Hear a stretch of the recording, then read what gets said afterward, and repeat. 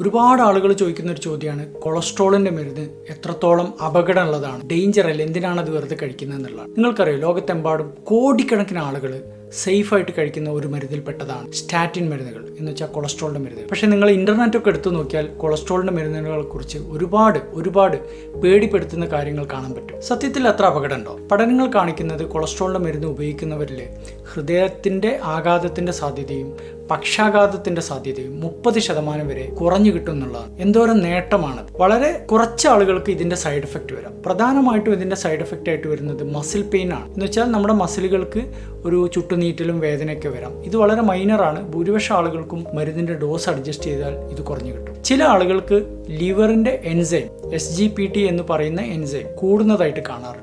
അതുകൊണ്ട് തന്നെ മരുന്ന് തുടങ്ങി ആദ്യത്തെ 1 മാസം കഴിഞ്ഞാൽ ഈ ബ്ലഡിൽ ഒരു ടെസ്റ്റ് ചെയ്ത് നോക്കുന്നത് നന്നായിരിക്കും. ഈ ബ്ലഡ് ടെസ്റ്റ് നോർമൽ ആണെങ്കിൽ പിന്നീട് ഭാവിയിൽ നിങ്ങൾക്ക് ഈ മരുന്നിന്റെ സൈഡ് എഫക്റ്റ് വരാനുള്ള സാധ്യത വളരെ കുറവാണ്. അതുകൊണ്ട് നിങ്ങളുടെ ഡോക്ടർ നിങ്ങളോട് കൊളസ്ട്രോളിന്റെ മരുന്ന് കഴിക്കാൻ പറയുന്നുണ്ടെങ്കിൽ നിങ്ങൾ പേടിക്കേണ്ട ആവശ്യമില്ല. കോടിക്കണക്കിന് ആളുകൾ നിങ്ങളുടെ കൂടെ മരുന്ന് കഴിക്കുന്നുണ്ട്. സേഫ് ആയിട്ട് വെറുതെ ടെൻഷൻ അടിക്കണം.